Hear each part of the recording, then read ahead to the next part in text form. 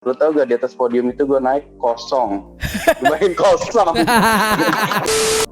Gue gak tahu ya kenapa orang-orang pas ngeliat foto gue zaman yang pas lagi gini, terus dia langsung bilang, anjir lu kayak Yonglex. Gue kayak, emang Yonglex begini ya berarti?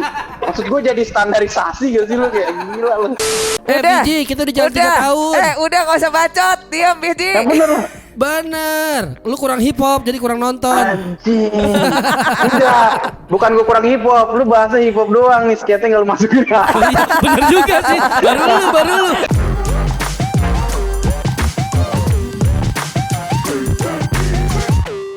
Ayo, this is What's Poppin'.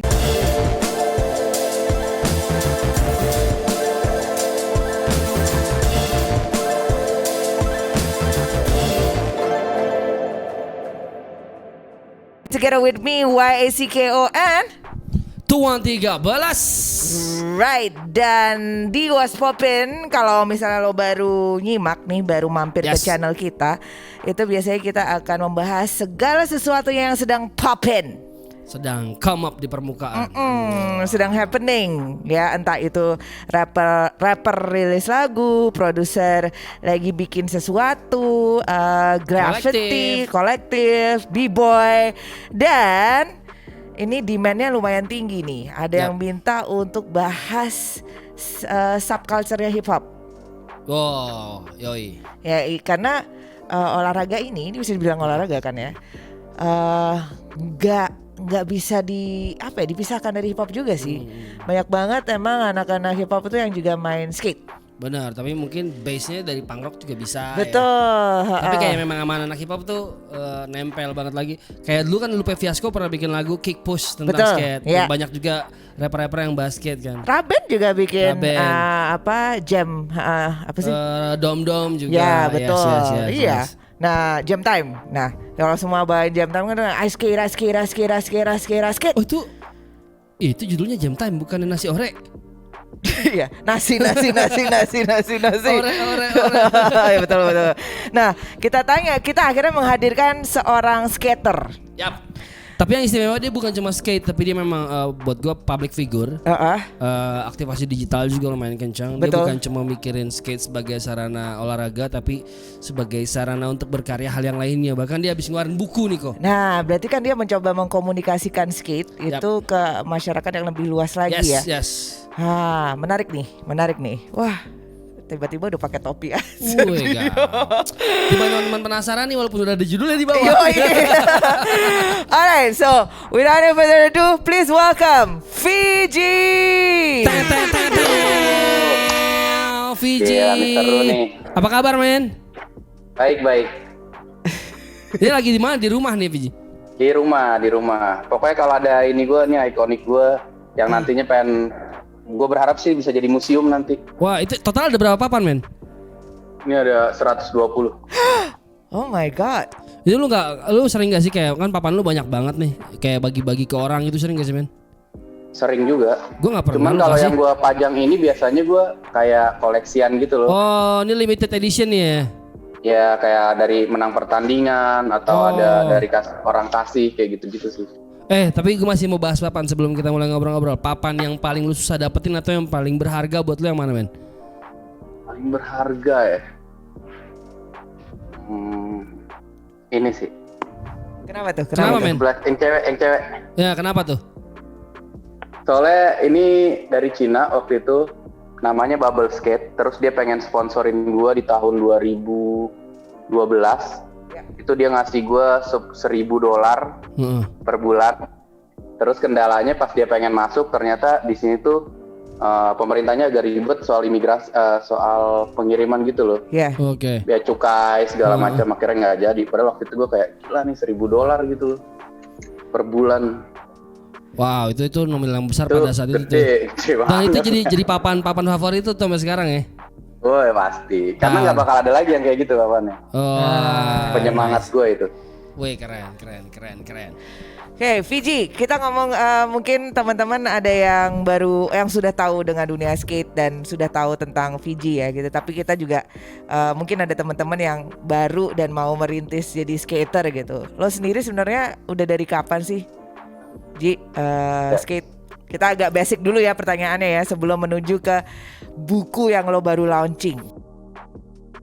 Gua main skate udah 19 tahun yang lalu lah kurang lebih, dari kelas 3 SMP. Alasannya lo kenapa main skate? Gara-gara games juga, Tony Hawk Pro Skater. Main games, ngeliat di games itu, gue kira tadinya cuman animasi doang, ternyata pas kita menangin games itu dapat video skate. Kira gue kepikir wah seru nih kayaknya nih kalau bisa main. Dan waktu itu tuh gue rada kesel karena gue pas SMP pendek, terus gue nggak jago basket, sedangkan waktu SMP tuh kayaknya idola semua orang tuh yang main basket gitu kan. Akhirnya gue ngerasa kayak wah gue nggak ada hobi yang lain yang bisa menarik gitu. Kebetulan nemuin skate, terus gue main skate, akhirnya ya bisa lah diadu sama basket waktu itu. Kerennya tuh dapet akhirnya. Iya. Dan itu terus sampai sekarang tuh J. Tapi kalau boleh tanya, dari 19 tahun lalu skate, cedera lu paling parah apa men? Cedera paling parah ya? Patah hati kali ya. Enggak lah. Enggak. Waduh, oke. Enggak, soalnya kadang-kadang orang suka nanya ke gue kan kayak, lu paling sakit itu apa sih biasanya cedera lu gitu. Yang udah gue alamin sih dari cedera yang ankle kaki, luka-luka gitu, terus dislok, tapi nggak ada yang separah patah hati gitu loh. Itu sakit tak berdarah itu. Lu gimana caranya main skate bisa patah hati, Fiji? Bisa, karena kita emang digandrungi dengan wanita-wanita. Lu kalau patah hati belum rockstar lu berarti lu. Justru rockstar itu harus patah hati. Coba gua ngomongnya agak kencang biar istri kamu denger di situ ya. Halo istri Fiji. Gue udah aneh. Oke, cederanya patah hati ya kali parah ya. Nah, Ji, dari 19 tahun pengalaman lo yang ya lo udah skate malang melintang sampai ke luar negeri. Kalau kita ngomongin kompetisi yang paling seru dan apa namanya yang paling kayak lo nggak bisa lupain itu ada nggak? Bisa di-share dikit nggak? Paling nggak bisa dilupain sih ya kompetisi di Cina sih. Jadi waktu itu kan gue ada pertandingan FIS World namanya, itu kayak standar internasional lah. Tapi ya orang bilang kayak karena namanya FIS World itu salah satu pertandingan dunia gitulah modelnya. Nah waktu itu kayak gue datang ke acara itu ada 4 orang yang ikutan kompetisi, di mana gue itu sebenarnya nggak ikutan kompetisi. Kayak gue cuman misalkan yang kompetisi UPI, terus gue cuma nemenin UPI gitu kan. Okay. Terus kata orang sana kayak, oh lu join aja nggak apa-apa kok. Oh boleh, akhirnya gue join. Nah pas join tuh gue bener-bener yang di titik yang orang-orang mungkin kayak, lu nggak bakal menang, lu nggak dijagoin lah gitu. Yes. Justru ternyata dari semua yang berangkat itu yang menang cuma gue. Cuman gue. Dan yang paling lucunya, saking kita nggak ada yang, karena kita udah sering banget ngadu sama orang luar yang kadang-kadang kayaknya kita nggak dapet nih gitu. Ternyata pas pengumuman itu tuh segitu yang nggak awarenya sama pengumuman orang-orang. Tapi gue karena gue ngerasa kayak tadi gue main bagus deh. Pas gue masuk final, terus gue di final mainnya bagus, gue ngerasa kayaknya gue dapet deh. Akhirnya gue di depan panggung, gue tungguin pengumuman itu. Cuman sialnya itu mereka pakai bahasa Cina. Biasanya mereka kan pakai bahasa Inggris kan ngumuminnya. Jadi dia tiba-tiba pakai bahasa Mandarin yang pas dia umumin juara 3 street gitu kan. Terus dia pakai bahasa Cina gitu. Wah, gue bilang nih dia ngomong apa gitu ya kan. Tiba-tiba nggak ada yang naik nih. Wah, gue bilang wah bukan gue nih. Terus dia ngomong lagi pakai bahasa Cina lagi. Terus naik nih yang juara 2. Gue bilang itu yang tadi ngadu sama gue tuh. Nggak beda jauh gitu kan. Pas dia juara 1, naik yang juara 1 nih dari South Africa, naik juga. Terus gue bingung nih, kok juara cuma 1 sama 2, juara 3-nya nggak ada. Apalagi kencing, apalagi apa ya kan, gue nggak tahu deh. Tiba-tiba gue makin penasaran nih. Terus gue kayak nggak pede juga untuk nanya, gue ya yang menang. Kayak thanksin gila ya kan. Pas dia pada turun, yang juara 1, juara 2 udah foto-foto, udah diambil video, mereka turun. Gue naik lah ke panggung, gue tanya, juara 3-nya siapa gitu kan. Karena kan di sana kan bahasa Inggrisnya juga kacau juga ya, kalau orang Cina gitu ya. Pas gue tanya, terus mereka bilang yang kayak, iya lu. Bukan, gue bilang, gue nanya, gue pengen tahu yang juara 3 siapa. Iya lu. Pas gue lihat surat kertasnya, di situ bener tuh ada juara 1, juara 2, juara 3-nya tuh Indonesia Jakarta. Dan kebetulan gue doang yang dari Jakarta gitu kan. Gue kayak wah ini gue nih. Tapi gue masih yang kayak nggak mau kepedean gitu. Pas gue buka nama gue bener, langsung gue kayak oh iya gue ini. Terus dia kasih medali, dia kasih hadiah segala macem. Terus gue naik ke atas podium, das. Lo tau gak di atas podium itu gue naik kosong. Gue main kosong. Itu, ibarat manggung gak ada orang, lu langsung kayak anjir di mana media nih yang foto gue gitu, kosong gila. Dan itu pun kayak gue yang kayak anjir, akhirnya gue kayak, dan di sana kan sinyal juga agak kacau ya, wifi gitu-gitu agak kacau. Teman-teman gue tuh baru dapat info karena kan semuanya pemenangnya biasanya dari online gitu lah, diumumin di online juga. Nah temen gue tuh baru ngeliat kayak si Fiji menang nih. Jadi gue tuh yang lari ke base campnya anak-anak lari mau nyamperin gue ke panggung. Dan kita kayak film India gitu, ketemu di tengah-tengah yang terharu-terharu gitu. Jadi, dari teman-teman dari Indonesia tuh kayak Ji lu menang tau. Terus gue yang kayak bawa piala kayak anjing gue menang nih, lu pada kemana gitu. Kata dia ya udah ayo kita naik. Gue bilang nggak ada orang di atas, gue malu lah naik sendiri. Udah nggak apa-apa kita ramein aja. Gue kayak anjir gue gak bisa lupain situ kayak gila sih. Tapi menarik ya kalau maksudnya dia padahal berangkat bukan buat bertanding ya sih, buat nemenin ya. Iya benar. Cuma kita pernah dengar peribahasa bahwa kesempatan datang pada orang yang siap. Fiji siap dong. Begitu kesempatannya ada ngeng, menang. Tapi gak ada orang di panggung. Di nomor. Itu tahun berapa sih Ji? 2016 akhir. Oh oke. Itu sih dongkol sih, gue ngeliat kayak teman-teman gue tuh kayak megangin karena gue nggak mau lepasin medali gue gitu ya, karena menurut gue kayak gila nih susah nih medali nih Fish World nih dunia gitu kan. Nah itu kayak teman-teman gue pada megangin gitu, harusnya gue nih. Terus gue bilang udah nggak usah pegang-pegang, juaranya gue anjir. Karena maksud gue gila nih susah gitu loh, dapetin itu susah banget. Itu ada yang dari Perancis, dari South Africa gitu, rame banget, Inggris. Oke. Nice. Nah, Ji, berarti itu 2016 dan itu sekarang lo udah 19 tahun lah ya malang melintang di skate. Lo ini barusan gue lagi scroll timeline, tiba-tiba gue lihat lo itu launching buku. Ya. Udah sepede itu Fiji untuk launching buku? Alhamdulillah lah belum. Jadi lo baru launching buku nih, biografi lo ceritanya atau gimana nih? Ya sebenarnya sih gue ngerasa jadi nih awalnya orang bikin cerita tentang biografi gue untuk TA-nya.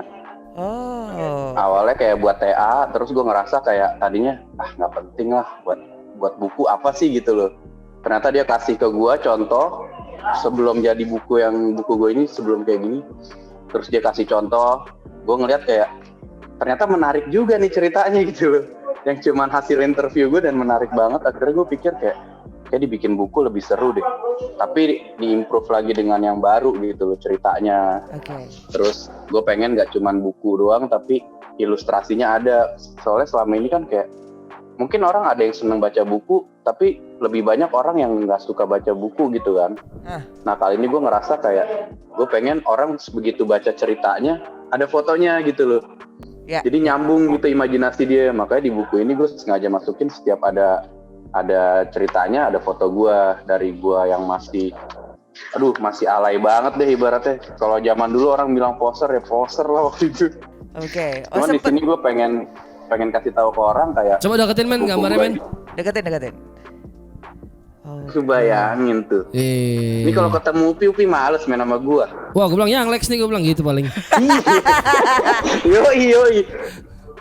Gua nggak tahu ya kenapa orang-orang pas ngeliat foto gua zaman yang pas lagi gini, terus dia langsung bilang anjir lu kayak Yonglex. Gua kayak emang Yonglex begini ya berarti. Maksud gua jadi standarisasi gak sih lu kayak gila lu. Gokil. Gua selalu ngomong padahal. Tapi perasaan lo kalau disamain gitu gimana, Ji? Waduh, janganlah. Ji, tapi kan Lex nih, enggak nih. Ji, lu kan skater nih. Kenapa lu apa yang bikin lu akhirnya memutuskan untuk buku deh? Kayak penting deh gue bikin buku. Apa sih triggernya? Selain memang karena tadi ada TA, terus narasinya menarik, tapi apa yang menguatkan niat lo sampai akhirnya gue mau jadi orang yang bikin buku. Mungkin pertama di Indonesia ya, skater bikin buku mungkin lo ya? Ya pertama. Jadi apa men? Sia juga kayaknya deh. Kalau katanya sih. Kenapa? Kayaknya di Southeast Asia mungkin ya baru ini bukunya, karena banyak orang Malaysia juga kayak gue mau beli buku lu dong. Pas gue bilang buku gue lebih murah dibanding harga ongkos kirim lu. Betul. Ongkos kirimnya mahal 250.000 gitu. Gue cuma 100.000. Gue bingung gue. Berarti sebenarnya Senayan Skateboarders itu juga belum ada buku ya, belum ada semacam media yang mengcompile semua kisah-kisah mereka ya? Mungkin dokumenter kali ada kali. Mungkin dokumenter ya. Mungkin dulu ada dokumenter, dulu ada kayak ya majalah yang ngangkat lah. Oke. Cuma dia nggak berbentuk yang lu ceritain gitu. Oke. Ya waktu awal gue nyetak pertama kali dan gue kasih tahu ke temen gue kan, gue kayak mau bikin buku deh. Itu tuh yang emang tanggapannya tuh banyak kayak, gila lu ngapain bikin buku? Sekarang dunia digital, lu bikin aja e-book, lu bikin aja gitu video gitu kan. Cuman gue kepikir waktu itu kayak kesian banget komunitas kita ya, maksud gue kita street culture tapi kesian banget selalu dipandang yang kayak udah lu mah begitu aja gitu, nggak punya pilihan lain gitu maksud gue. Yes. Sedangkan gue ngerasa kayaknya kita harus punya pilihan deh. Walaupun gue kayak ketemu senior gue kayak kemarin ada Naren gitu gue suka bilang gue sih nggak pede sih bikin buku ini. Cuman kalau gue nggak bikin, nggak akan ada jurnal yang buat dibikin berikutnya gitu loh maksud gue. Nice. Oke. Jadi gue kepikir kayak mungkin dengan gue bikin buku ini jadi pembuka jalan buat regenerasi gue. Let's say Sanggu ceritanya menarik, mungkin dia bisa bikin biografi dia sendiri gitu loh. Ya, oke. Kalau misalkan belum ada kan kita kayak bikin buku gimana ya? Itu udah pasti gitu sih. Iya. Oke. Gue sih kepikirannya tadi gitu sih. Sebenarnya kalau kita tarik ke belakang sebenarnya memang pertama kalau kita ngomongin Jakarta ya, itu ada Senayan Skateboarders dulu ya. Ada Naren, terus kemudian ada Claude ya, orang-orang di belakangnya.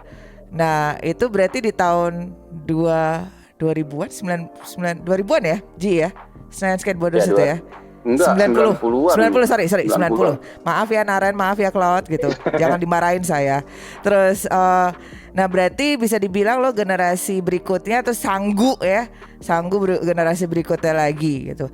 Ini untuk bikin buku ini lo ada ini nggak sih, ada semacam ya lo tadi bilang nggak pede gitu kan, tapi nggak pedenya kenapa? Karena lo istilahnya melangkahi yang ada di sebelumnya pendahulu atau gimana nih Ji?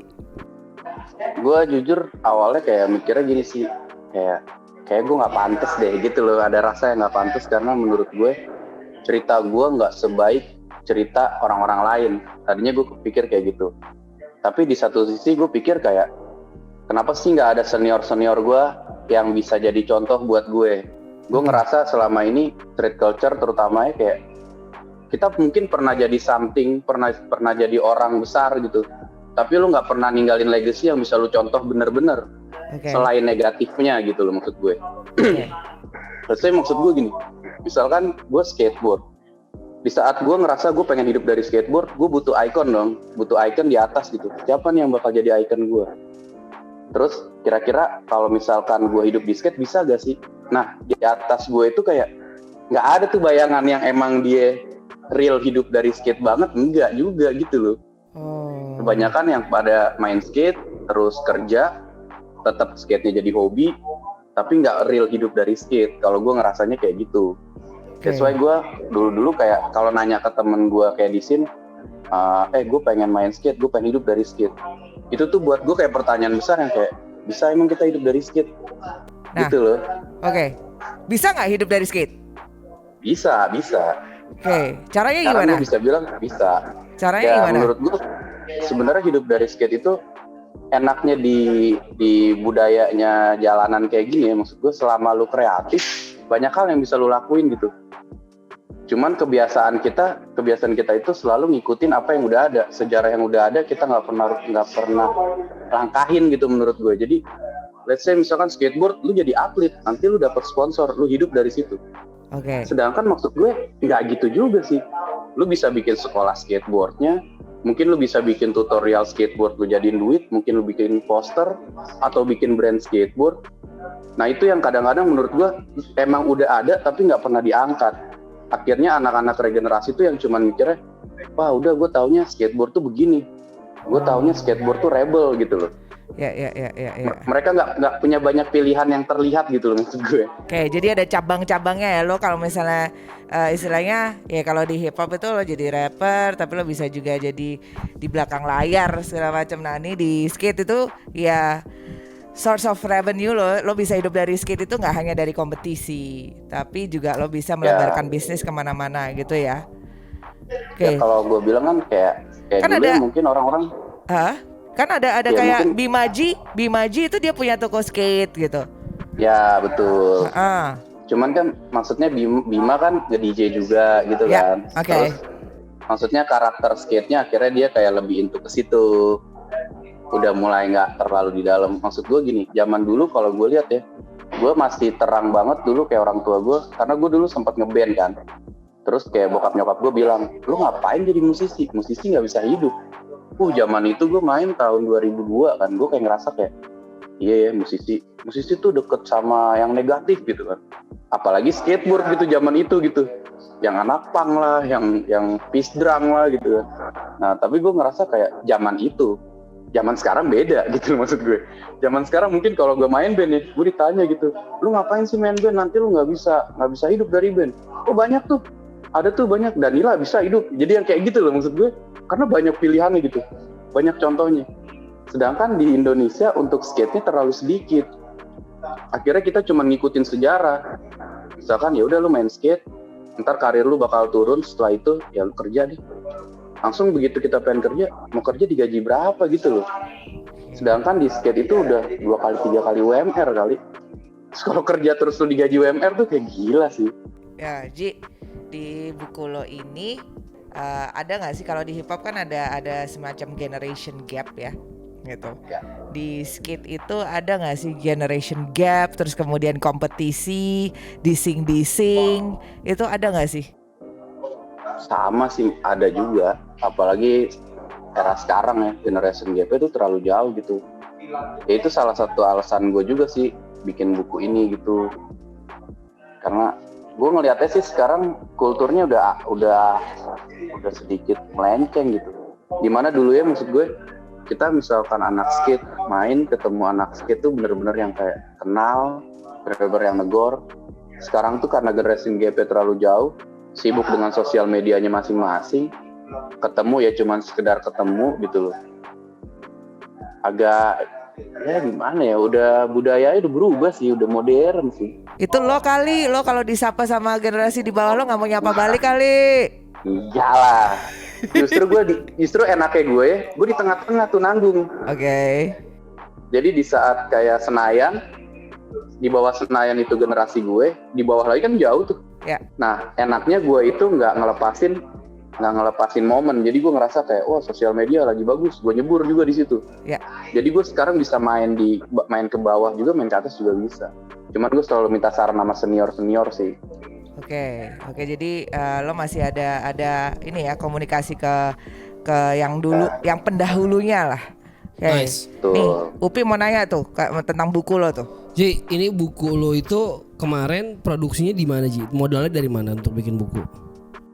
Ya, sebenarnya kan awalnya gue pengen nyari penerbit ya, sekelas penerbit yang standar kayak Gramedia gitu-gitu lah. Cuman masalahnya adalah apakah buku biografi skateboard itu orang mau beli? Karena jujur ya, maksudnya buku yang kayak kita gini ya, komunitas, mau rapper tuh jadi suatu pertanyaan buat mereka yang kayak, emang buku lo laku ya? Lu kan segmented. Itu lo yang kayak anjir sih. Dan emang bener gitu, gue nggak menutupi itu gitu, emang kita segmented banget sih. Cuman gue ngerasa kayak sebenarnya ada kalau ada yang mulai. Masalahnya nggak ada yang pernah mulai bikin kayak gitu. Akhirnya karena ribet kemarin, gue ngerasa kayak udahlah, kita coba cari sponsor, terus bikin aja sendiri deh, terbitin sendiri dan dijual aja sendiri udah. Gitu. Karena di sini gue nggak kepikir untuk nyari untung sih, gue cuma kepikir ini bisa jadi legacy, bisa jadi jurnal nanti buat orang-orang yang pengen bikin biografi juga. Dan gue pengen kayak anak-anak yang nyebur di skate atau lagi dilema gue di skateboard bisa hidup gak ya? Nah buku ini tuh bisa jadi jawaban mereka gitu loh. Karena di sini real yang gue bahas dari gue tidur di masjid lah, nggak punya duit mau kompetisi, sampai gue bisa sukses lah, dalam artian sukses di karir lah. Buku ini cuma nyampe di situ sih, belum sampai yang mungkin nanti yang kedua kali gue jelasin lagi. Oh, akan ada buku kedua nih, Ji? Pengennya sih gue pengen bikin kedua sih, karena pas ngeliat ternyata bagus gitu. Antusiasnya ada, ternyata ada gitu. Oke, kenapa nggak bikin sinetronnya sekalian? Tapi gue juga itu salah satu nggak tahu ya, gue nggak tahu ya. Lo bikin sinetron serius lo? Enggak, bukan sinetron, movie sih. Gue kepikir kayak, wah kenapa sih nggak ada gitu ya, kayak film skate gitu di luar negeri ada gitu kan, rapper film ada gitu. Maksud gue di Indo yang emang real gue belum pernah lihat sih, yang emang real dia ceritain gitu loh. Tapi dokumenternya Senayan Skateboarders bukannya udah ada? Enggak, ini lebih ke film sih. Oh, lebih ke film ya. Movie gitu. Film. Oh, like apa tuh Dogtown, apa? Lords of ya, Dogtown. Ya, kayak gitu. Ya kalau kayak Eminem kan bikin ya kan 8 Mile gitu. Iya. Maksud gue ada gitu yang emang bener-bener street culture banget lah. Masalahnya kan balik lagi ya, di Indonesia mau terima gak gitu kan? Lo bikin lah kalau gitu. Nah, terus ada yang bilang sama gue, paling enak kalau lu pengen dibikin film adalah lu bikin buku. Wah, gue bilang ide bagus tuh. Kayaknya jalurnya mungkin gue bikin buku dulu gitu loh. Ya. Tapi ada nggak sih omongan-omongan miring waktu lu rilis buku ini dari komunitas lu sendiri? Dan Gua bagaimana cara lu menghadapinya? Gue yakin pasti ada sih. Cuman kalau sekarang gue ngerasa kayak ya banyak senior, karena gue selalu ngadunya ke senior gitu kan. Gue kayak anjir nih, apapun yang gue lakuin udah pasti diomongin, mau bener mau salah gitu kan. Let's say ada satu contoh gini, di saat gue bikin movement, contohnya waktu yang kita jalan akar jeruji, kita bikin akar jeruji gitu ya. Menurut gue itu pol banget, buat gue pol gitu. Gila, ini movement keren banget. Apakah dia expose segitu besar? Nggak ada gitu, kayak cuman yang lewat aja gitu. Tapi lain cerita di saat gue beli sesuatu gitu, gue beli mobil gitu. Wah, orang tuh kayak sampai Bali orang semua ngomongin gitu. Gue kayak fuck man, kayak apa sih lu gitu loh, maksud gue. Itu aneh banget. Oke. Itu aneh banget sih. Cuman maksud gue ya itulah era sekarang udah kayak gitu. Banyak yang julid sih ya era sekarang ya. Pastilah. Pasti Upi juga sering. Enggak lah, gue orangnya baik, gak pernah ngomongin gue. Nah, tapi buat gue kayak justru itu harus ada sih. Gue ngerasa kayak orang-orang yang kayak gitu ternyata yang awalnya gue sempet edik banget, ngerasa kayak setiap ketemu yang gue ngerasa kayak ini kayaknya haters gue deh, ini kayak nggak suka deh sama gue. Tapi kesini gue kayak udahlah, dengan dia ngeritik gue bisa lebih baik. Gue sekarang mikirnya udah bikin karya aja deh. Oke. Tapi lo belum menjawab pertanyaan Upi. What do you do with your haters gitu? Apa yang lo lakukan dengan haters lo? Lo konfront, lo diamin aja, lo dia senyum-senyum. Sebenarnya sih gue ada agak-agak aneh sih. Gue tuh nggak bakal pernah nyerang haters gue balik, dendam gitu. Tapi biasanya nih di saat gue ada program, let's say campaign gitu ya, gue tahu nih, wah ini yang suka ngomongin gue kasih kerjaan sama gue. Lu mau campaign nggak? Dibayar loh, suruh posting di Instagram. asli dan itu sering banget kejadian gitu. Yang akhirnya kalau gue bilang ya, mampus lo, jilat ludah lu sendiri gitu. Itu pernah kejadian yang gue merasa tiba-tiba gini, di satu sisi let's say kita ngomong, misalkan gue di barat gitu, oh ini daerah di Jakarta Barat gak suka sama gue gitu. Ada yang ngomongin, ada haters gue ngomongin ke yang lain tentang gue. Terus gue datang nih misalkan ke Upi, gue ada job buat lu. Wah boleh dong ya kan, siapa yang gak mau duit gitu ya kan, maksud gue siapa yang gak mau kerjaan gitu. Tiba-tiba Upi ambil nih, tiba-tiba tuh di daerah itu bisa berubah, ngerti gak lu, kayak yang kok ternyata gue terlihat lebih baik sekarang gitu maksud gue. Karena pada intinya haters itu musuh dari teman, gue ngerasanya sih, bukan aslinya dia musuh gue. Dia denger cerita yang tentang gue yang gak tahu gue.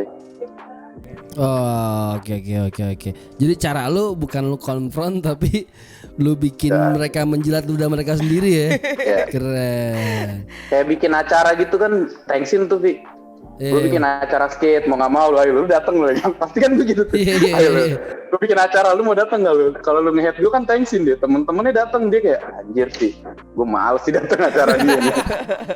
Tapi sih gue balikin lagi, kayak di gue pun, gue kadang dibalikin sama temen gue gitu, Ji, lu nanti kalau digituin gimana? Oh, gue ogah sih gue.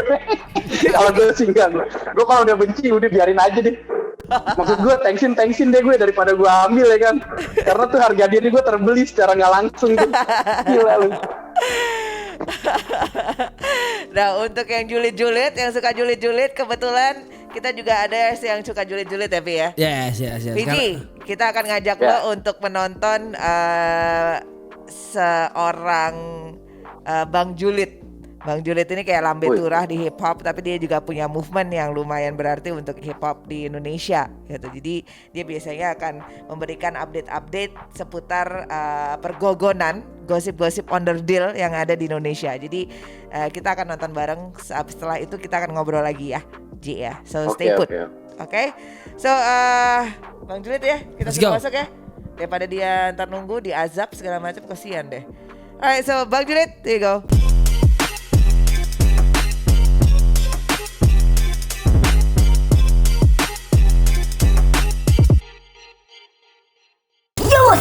What's up, balik lagi di GOJON, gosip-gosip onderdil yang enggak hip hop banget bareng Bang Julid yang jujur, lugas, independen, tentunya dengan the one and only Tuang 13. Ada juga dengan Mbak Yako, the best female MC di Indonesia. Ya. Pasti pada kangen kan, ya kan? Pasti pada kangen tuh, kelihatan tuh yang kangen tuh kelihatan semuanya. Nah, ada apa sih di GOJON gosip-gosip onderdil kali ini, guys? Guys, kenapa harus pakai guys sih? Ya enggak sih? Ya udah, pantengin terus GOJON gosip-gosip onderdil yang enggak hip hop banget.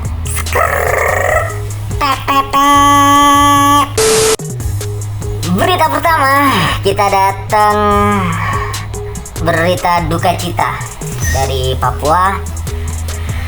Kita kehilangan salah satu pelaku hip hop yang sudah bergerak di segala movement di Papua, membesarkan hip hop lokal. Bang Julid serta tim hip hop Hore by Mugos TV termasuk Tuan 13 dan Kayako mengucapkan berbela-sungkawa atas meninggalnya Nick Young Money, dan besar banget harapannya, jangan patahkan semangatnya, kalian tetap harus berkarya membuat movement seperti apa yang beliau inginkan. Dan berita selanjutnya dari member 01ZO Shark Attack. Ya, siapa lagi kalau bukan Fikar Cartman yang terbiasa dengan rap cepat gitu, bla dari penikmat soto. Terus ada Domsdi, you tahu lah ya, paling angker gitu kalau di hip hop lokal, paling angker itu namanya Domsdi. Terus ada juga Rizal Dewa dari Buton, Jenderal Petruk. Dan juga ada Hero Gila, katanya sih mereka akan bikin project. Nggak ngebayangin gitu loh, Hero Gila dengan karakter hardcore rap. Terus ada Victor Cartman, ada Domsdi. Bang Julid ngerasa ini sebuah bencana, guys, bencana. Dan kalau ngomong jeniusnya Domsdi itu mah luar biasa. By the way, semoga usaha Bang Domsdi juga lancar ya kan. Itu ada Domi, jadi konsepnya boba sih, boba street. Nanti yang ngejalanin itu siapa? Istrinya Domsdi, jadi namanya Bu Domsdi ya kan. Itu jualan boba, jadi mau berwira swasta nih Bang Domsdi. Harusnya sih Domsdi bisa gede daripada Yonglek ya kan. Ya dia yang atur semuanya. Tapi lu jangan kasih tahu Yonglek ya. Oke ya, janji ya.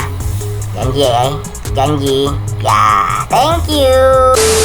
Sob, kalau polisi nge-rap katanya nggak enak ya? Serius? Iya kah? Beneran kalau polisi nge-rap nggak enak? Anda salah.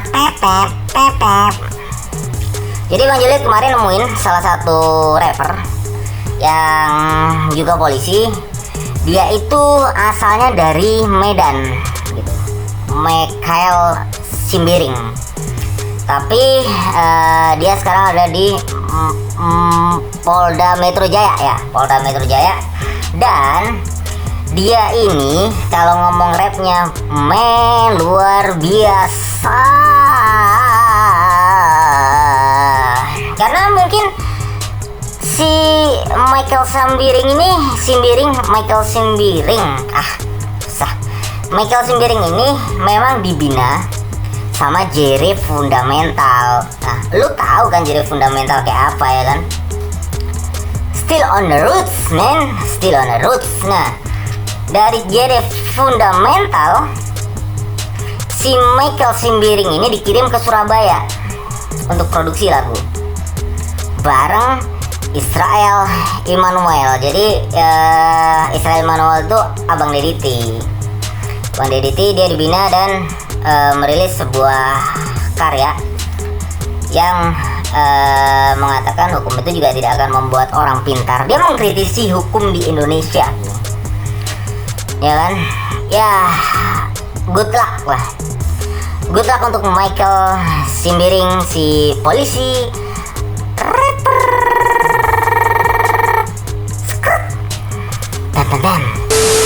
Dan berita terakhir kita balik ke Papua. Nah, ada karya bagus, tapi karya ini bukan sebuah lagu, tapi sebuah aplikasi yang bisa di-download di Play Store. Nah, namanya Papua Cellbeat, karya anak Papua. Ya, kemarin sih dari ketika Bang Julid posting, memang banyak banget yang pengen ikutan di Papua Cellbeat. Katanya sih bakal bisa menang dari Beatstar gitu loh. Tapi kasih close dulu. Buat siapa aja yang sudah membuat Papua Cellbeat, timnya, CEO-nya, men, lu ngelakuin step yang bagus ya kan di hip hop lokal, karena emang belum ada seperti itu. Dan tetap dijaga, kalau bisa jadi wadah tuh di seluruh Indonesia supaya pelaku-pelaku hip hop, baik itu beatmaker, baik itu rapper atau produser, bisa mencari cuan dari Papua Cellbeat. Oke, cukup sudah berita di GOGON, gosip-gosip on the deal yang gak hip hop banget hari ini. Dan jangan lupa buat lu tetap nonton Hip Hop Forever by Mugos TV. Jangan lupa tungguin GOGON. Dan kalau ada berita-berita terkini, jangan lupa kau tag atau kau mention ke Bang Julid Instagram dan Hip Hop Forever by Mugos, karena udah banyak sekali yang luar biasa yang tidak terpantau. Oke, Bang Julid pamit dari GOGON, gosip-gosip on the deal yang enggak hip hop banget, bareng Tuan 13 dan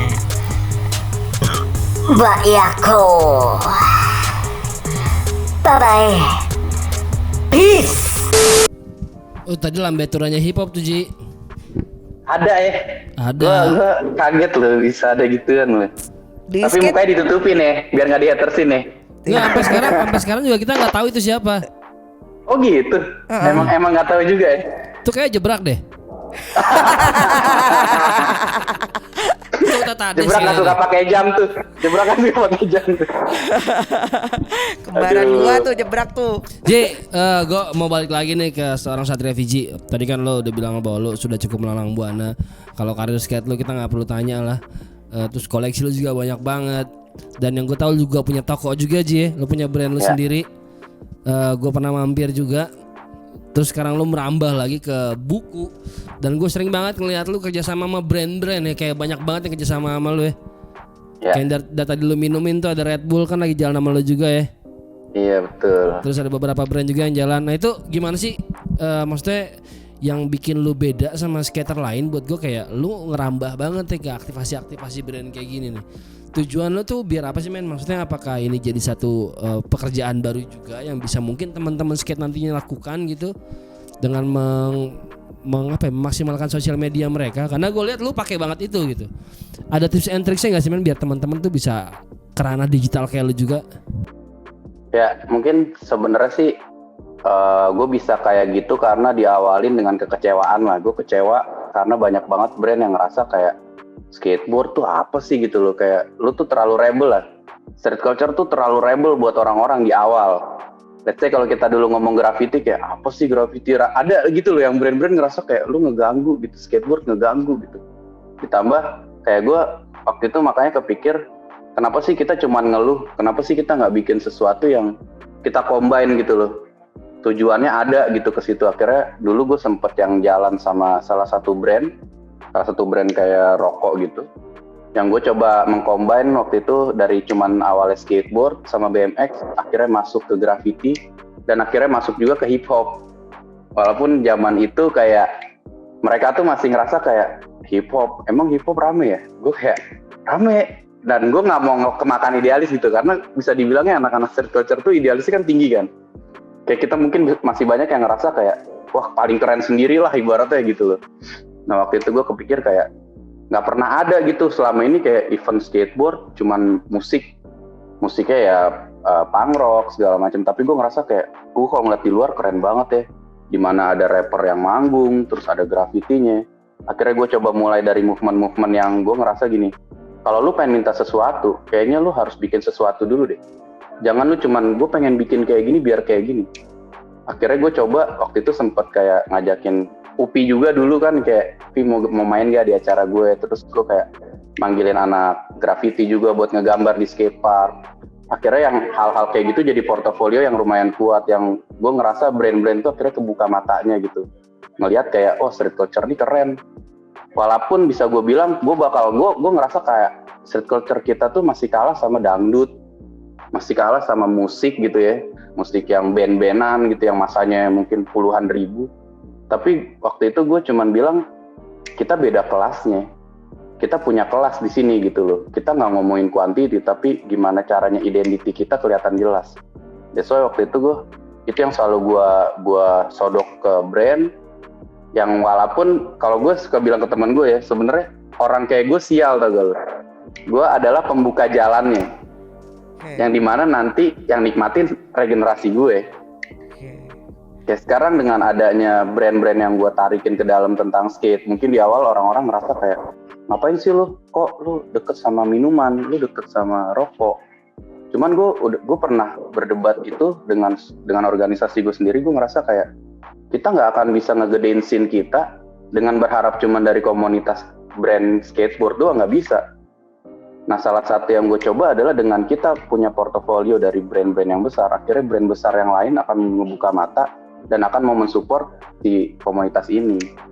Makanya gue sekarang banyak banget kerja sama brand itu sebenarnya bukan buat skate doang sih. Tapi gue sekarang kalau ditanya sama brandnya, apa sih yang lu pengen bawa? Skateboard lu? Enggak sih, gue bilang gue pengennya street culture yang dibawa. Gue pengen ngangkat orang-orang yang selama ini dianggap sebelah mata. Karena gue ngerasa kayak sekarang tuh eranya udah keren gitu loh. Gue bisa ngelihat yang kayak rapper main sama skateboard tanpa ada gap. Graffiti bisa main sama kita bareng gitu. Maksudnya beda sama zaman dulu yang mungkin ngerasa kayak anjir lu ini lu itu lu gitu loh. Sekarang udah bisa gabung, inline main sama skate udah biasa aja gitu. Zaman dulu tuh kita kayak ngapain tuh anak inline, ada gitunya tuh. Tapi sekarang enggak sih, udah gabung. Dan gue juga kebetulan kayak nyatuin semua kepala-kepala, mungkin karena emang eranya gue ya Pi. Jadi kayak ketua inline, ketua BMX, gue kayak ngobrol bareng gitu. Kayak ada pun masalah di jalan yang hubungannya sama semua komunitas kita tuh kita biasanya ngomong di grup. Ini ada anak BMX begini misalkan, Ji anak skate kayak gini. Oh iya nanti gue cari. Jadi nggak miskom yang kayak dulu tuh liar banget. Skate bisa berantem sama BMX gitu, atau graffiti berantem sama anak skate gitu kan. Sekarang tuh benar-benar yang dari atas kita bisa kayak, lu kenal ini gak? Ini temen lu bukan? Tolong dong dibilangin. Udah enak gitu loh. Nggak liar, nggak barbar lah. Nah gue kayak kalau ke brand sih emang salah satu tips gue pengen sih sebenarnya anak-anak lebih kreatif, jangan cuman bisa minta, tapi bikin karya dulu. Karena brand itu sebenarnya bukan nggak mau mensponsorin, tapi dia bingung, mereka nggak tahu street culture kayak gimana, langsung tiba-tiba didorong dengan gue pengen lu support jadi BA, atau enggak gue pengen bikin event, tolong dong sponsorin, gue minta sekian ratus juta. Nah brand-brand yang nggak di street culture tuh dia kayak emang segitu ya, emang harus begitu ya, karena mereka nggak ada edukasi tentang budaya kita kan. That's why itu yang selalu gue bilang ke anak-anak kayak lu bikin karya aja dulu, portofolionya lu lengkapin.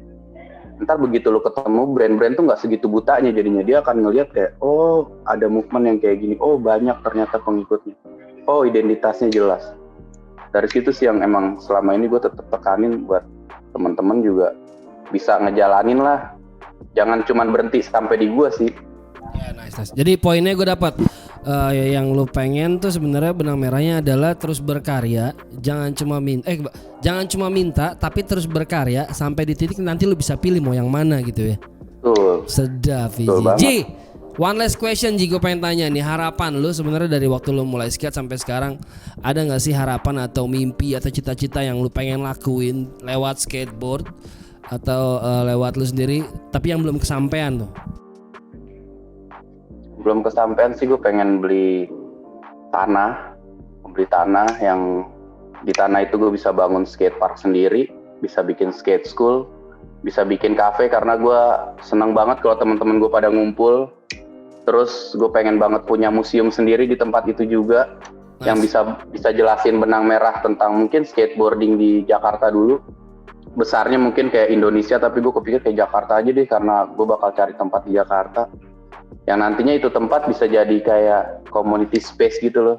Nice. Karena gue ngerasa selama ini orang yang bikin community space orang yang bikin community space bukan real dari komunitas, gue ngerasanya. Betul. Ya kan, kayak investor lah apa, akhirnya begitu kita jalan bentrok terus gitu. Nah gue pengen kayak kali ini gue deh anak graffiti, gue kasih tempat di sebelah sana buat gambar kayak gitu-gitu lah. Nice. Itu sih yang belum kesampaian sih. Amin Ji, mudah-mudahan one day dikasih kemudahan Ji ya. Amin. Wow, ini deep talk nih. Gua aja kalau ketemu sama lu nggak pernah nih ngobrolin kayak gini-gini nih. Biasa cuma hahaha doang kita. Cuman celelean. Tapi gue baru kali ini lu ngobrol ginian di lu yang lumayan serius. Serius. Serius. Enggak, emang konten yang lain biasa aja, kita doang yang serius. Iya, soalnya kadang-kadang orang tuh cuman kayak gue bilang, orang cuman seneng kupas luarnya doang. Tapi nggak pernah pengen tahu di dalamnya gitu loh. Kalau di sini pasti kupas tuntas karena tahun 13. Oh gitu. Gua enggak disebut. Hah?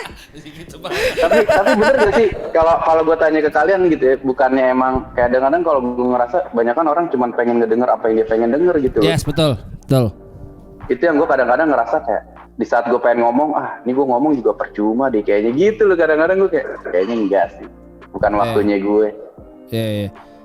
Atau mungkin kita karena datang dari street culture yang sama, jadi apa yang disampaikan Fiji kita secara frekuensi nyambung kali ya. Dan menurut kita sih memang apa yang lo lakuin gitu itu memberikan impact sih, gitu. Memberikan impact untuk tidak hanya ke mungkin generasi yang berikut ya, tapi juga mungkin somehow lo bisa menginspirasi siapapun yang mungkin kayaknya nggak tahu skate tapi tiba-tiba pengen belajar skate. Itu kayaknya itu legacy terbesar lo juga gitu. Lo nggak pernah tahu tuh Ji, ada orang di pelosok sana anak kecil pengen jadi Satria Fiji, lo nggak pernah tahu men. Iya, someday tiba-tiba kayak 2 tahun dari sekarang tiba-tiba ada anak yang datang ke lo bawa buku lo, minta tanda tangan lo, ternyata dia terinspirasi dari buku lo untuk belajar skate. Itu we never know man gitu. Respect. Nah, gue sih ada satu hal yang gue nggak pernah kebayang ya, gara-gara sosial media, gara-gara YouTube terutama ya, karena gue ngeliat di daerah tuh Instagram belum terlalu hype lah, nggak terlalu pakai semua gitu. Pas YouTube itu bener-bener yang gue pernah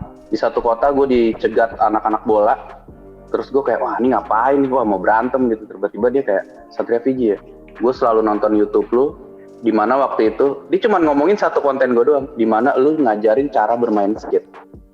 Gila, gue ngerasa kayak itu konten yang menurut gue ringan, kayak ibaratnya cara belajar rap ringan gitu loh, ringan. Tapi anjir, gue hampir setiap kota orang ngomongin itu gitu loh. Tapi bukan skaters ya, itu yang kadang di dalam diri gue kayak anjir sih, nggak skaters yang ngomongin gue gitu, nggak di scene gue gitu, tapi orang umum yang ngomongin kayak sampai preman. Gue pernah didatengin preman, itu serem banget. Gue kayak aduh, abis deh nih gue nih, karena gue tahu dia kepala preman gitu, orang Makassar. Terus dia nyamperin gue, hei sini Satria Fiji ya, sini kamu. Wah, gue bilang wah anjir nih, gue udah kayak yang serba salah gitu. Tiba-tiba dia megang handphone kayak pengen foto sama gue gitu. Gue pikir kayak wah dia bakal foto gue bakal diapa-apain. Ternyata dia telepon anaknya, video call, terus dia bilang, ini nih Satria Fiji nih, papa ketemu, kata dia. Gue bilang, wah gue udah segitu langsung ngemis ya, ibaratnya langsung, ayah, ini nih gue ajarin. Gue langsung aji mumpung aja gitu ya kan. Karena gue tahu ini orang, wah gue bilang serem banget ini nih, banyak banget masanya gitu. Gue kayak, gila beruntung banget, dan anaknya itu ngefans gara-gara YouTube. Gara-gara dia di Makassar, di daerah dia gitu, di desa, kayak di desa gitu, nggak di kotanya. Jadi cuma makan YouTube-nya itu. Langsung kata si preman ini ngomong ke gue, kalau ada apa-apa kamu lapor aja ke saya, nanti saya hilangin. Wah, gue bilang gila nih, bener-bener yang kayak ngebuka, gue kayak nggak kebayang gitu. Anjir men, impact yang gue pikir tadinya kecil, bener-bener besar gitu loh. Yes. Itu yang kadang-kadang kita nggak kebayang di situ sih. True. Karena semua orang cuma ngerasa gini, bikin aja impact yang besar, biar hasilnya besar gitu.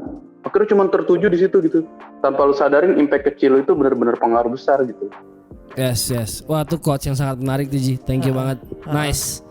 Nice man. Emang kayak snowball effect juga ya gitu. Udah pantas bikin buku, kata-kata lu udah keren soalnya, Ji. Boleh lu. Boleh lu. Enggak lah. Rockstar Fiji lah. Rockstar enggak lah.